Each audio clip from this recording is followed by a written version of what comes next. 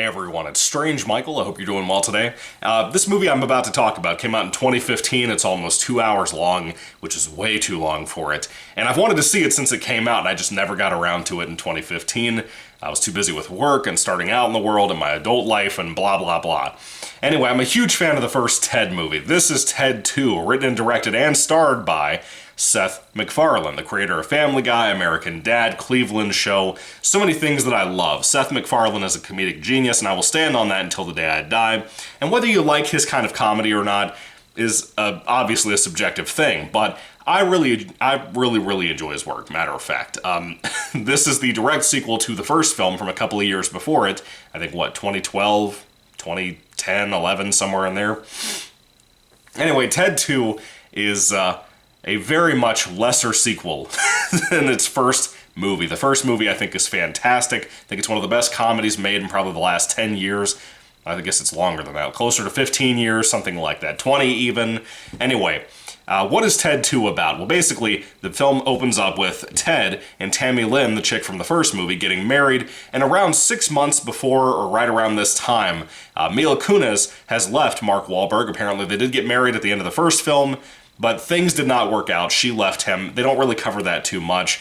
It must have been a busy schedule situation. But anyway, Mark Wahlberg is not really in the game anymore. We go to a year later after Tammy and Ted have been married, and Mark Wahlberg still has not gotten back in the game, not talking to any chicks or anything like that. And Ted is worried about him. But then tragedy strikes when Ted is told that his marriage is now annulled from he and Tammy because apparently the government and everybody else don't consider him a real person. They consider him property. And this goes down this whole train of shit that should have never happened with the Ted sequel. I'll get into that in a moment. But Ted's basically entire life is ruined. He and Tammy are having trouble in their marriage, but they also want to have a baby. So there's like a whole subplot in here dedicated to the baby storyline. Most of it is about whether Ted, through court trial after court trial, is really a person or an object. So let me tell you first and foremost, I already made kind of my cards put out on the table. This movie is not that good compared to the first movie. The first movie I think is great. I really do. I love it. I've seen it so many times, it just never gets old. And I kept wondering why I never heard people talk about Ted 2. Now that I've seen Ted 2, I understand. I understand 100% why. This is very weak.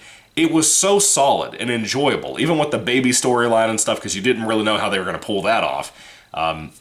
It was so appealing and interesting and really cool as a Ted sequel until it became Legally Blonde 2. Yes, as soon as it became Legally Blonde 2, we start worrying about civil rights cases and trials and shit, and having Amanda Seyfried be the hot lawyer that's a new lawyer chick who's taking care of Mark Wahlberg and Ted's case. Until it became that shit, Legally Blonde 2, I was all good. Why the fuck anybody thought that a Ted sequel should be about civil rights? It was shockingly bad when it came to that part. The other parts of it I enjoyed. The movie made me laugh out loud quite a bit, which is not something I see very often in comedy now, almost 10 years down the road, because comedy's basically been killed by the politically correct way of Hollywood and the industry, which is a sad shame. That's why the internet is so prevalent right now, I think. But there's a lot of good things about the film. Mark Wahlberg is not as good as he was in the first film, but he's good. Seth MacFarlane is always good, giving a dedicated, very Peter Griffin voice Family Guy joke from the first movie kind of performance. He's good, like always. The motion capture is good for Ted.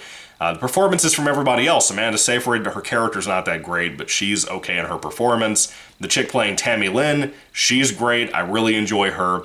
You have some other cameos and references in here. One cameo being a Liam Neeson one that I absolutely love. Probably my favorite moment of the entire movie. There's some really good stuff in here. There's some cool cameos of pop culture icons from, manga and anime and other things from the past. Star Trek, obviously, because it's Seth MacFarlane, who's a big fan of that kind of thing. This movie is good in those respects, just like how Family Guy is good about all the pop culture stuff being kind of funny. And at times, this movie has a little bit of a message about civil rights and history and that kind of thing. yeah, it's not completely wrong, but yeah, at the same time, it's annoying to see that in my fucking talking teddy bear commercial comedy movie. That's all I needed was a talking teddy bear pothead movie. That's all I needed was this comedy, and I got a fucking civil rights case out of it, which just made me want to die, basically. But this movie isn't bad. Again, it's just not that good. It's kind of right at average to under average, somewhere in that ballpark. It's watchable. At some points, it becomes boring because of how long it is. Again, it's closing in on 2 hours, and it just does not need to be that. I know we don't get a Ted film very often, so it's kind of a shame to not try to put your all into it, give the fans a really solid sequel that has some decent length on it. Haha. But it's... No. You don't need to make a Ted film that long. It doesn't need to be... I don't think most comedies or horror films do well in the 2-hour range. I think they always do better, basically, in the hour and a half to hour and 40-minute range. But here we go again, me being proven right. Let's talk about some of the other things. Again, the writing in here is not the best thing ever. It's decent, you know? I think that it's kind of messy sometimes. Let's go on to the look of the film, the directing of it. That stuff is fine. It looks just like the first Ted film, which is cool. Not a bad-looking movie. This is not a bad-looking movie either for what it is, the budget they had.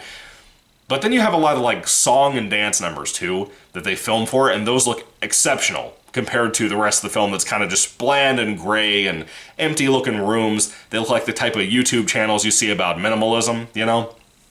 Not super cool most of the time. Doesn't need to be beautifully shot.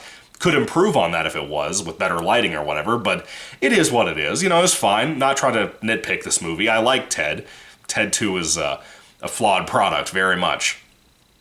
And again, it has that curse of being a sequel that tries to bring too much back from the original film. And I won't go into that too much in case you haven't seen it, but they try to bring back too many jokes and whatnot from that first film that I'm like, dude, why?